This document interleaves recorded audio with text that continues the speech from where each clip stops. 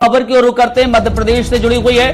Madhya Pradesh board ने दरअसल corona संकट के बीच परीक्षाएं टाल दी हैं। 10वीं और 12वीं बोर्ड की परीक्षाएं 1 महीने के लिए स्थगित कर दी गई हैं। मध्य प्रदेश स्कूल एजुकेशन विभाग ने आदेश जारी करके ये कह दिया है कि 10वीं और 12वीं की परीक्षाएं अब नहीं होंगी, 1 महीने के लिए स्थगित कर दी गई हैं। मध्य प्रदेश बोर्ड ने दरअसल परीक्षाएं टाल दी हैं।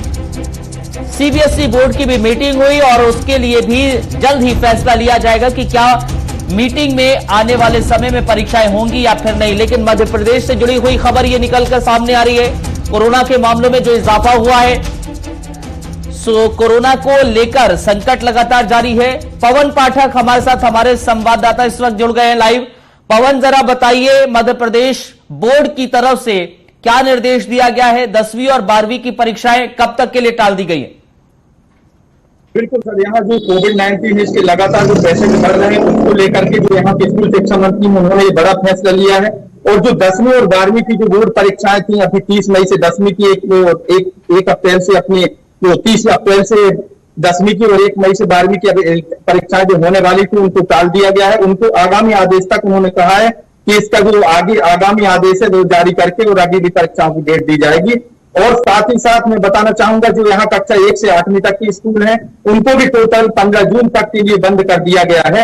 और जो स्कूल शिक्षा मंत्री हैं लगातार उन्होंने इस हिदायत दी है कि मतलब जो अभी कोरोना का जो संक्रमण बढ़ रहा है जिसके कारण अभी जो परीक्षा है वो संभव नहीं है करा पाना, क्योंकि विद्यार्थियों का जो भविष्य है वो सुरक्षित नहीं है। यहाँ कोविड की जो संक्रमण है वो अधिक से अधिक हो रहा है, इसलिए फैसला यहाँ से लिया गया है। ये भी एक अहम चीज है पवन की, जिस तरह से ये फैसला लिया गया है, क्योंकि कोरोना के मामलों में इजाफा मध्य प्रदेश के भीतर हम देख रहे हैं, निरंतर बढ़ रहे हैं।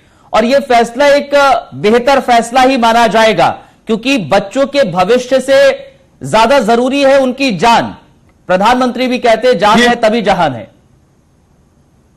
जी बिल्कुल सही बात है सर। जो यहाँ पे जो कोविड के जो मरीज हैं, जो पेशेंट हैं, वो लगातार उनमें इजाफा हो रहा है। जैसे आज ही की बात करूं तो आज अभी तक की स्थिति में करीब 4000 जो पेशेंट हैं वो अभी कोविड के आ चुके हैं।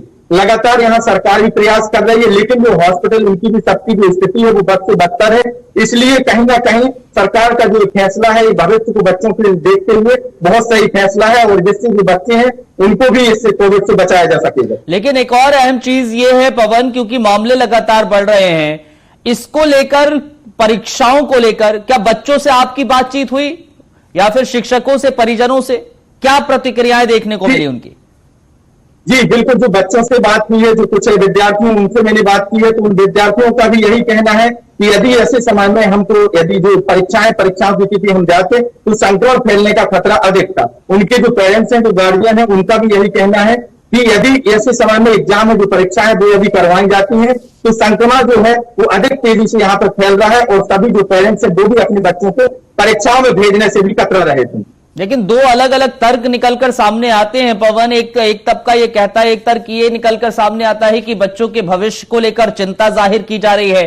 दूसरा तर्क ये निकलकर सामने आता है कि ठीक है, कोरोना का संकट है और उस लिहाज से इस तरह का फैसला लेना चाहिए। लेकिन आपको लगता है कि काफी देर से यह फैसला लिया गया है अभी?